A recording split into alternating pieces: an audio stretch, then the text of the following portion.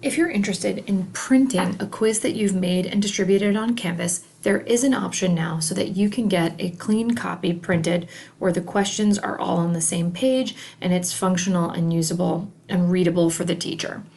So the first thing you're going to have to do is visit the Apps Store in your Chrome web browser. So open up Chrome and you'll see this little button with a checkerboard on the left that says Apps. From here, you're going to navigate to the web store and you're going to install an extension called TamperMonkey.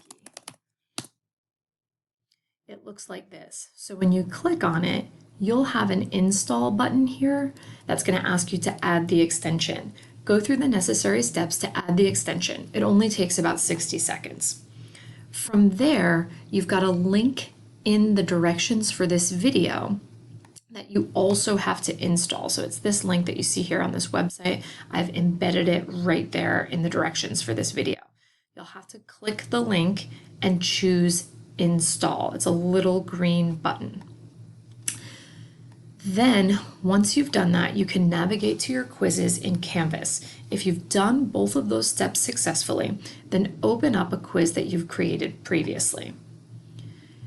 In the settings for that quiz, you have to make sure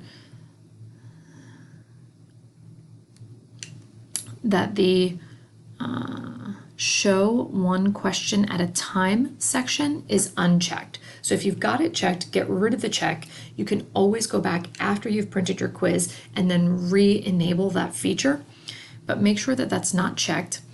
And then what you're going to do is put your quiz in preview mode. If you've installed TamperMonkey correctly and done that second step to install the additional script, now you'll see a print button on the right side of your quiz. When you click on it, you'll see in the preview that the questions are evenly distributed on the page, so you don't have questions on one page and choices or partial choices on the next page.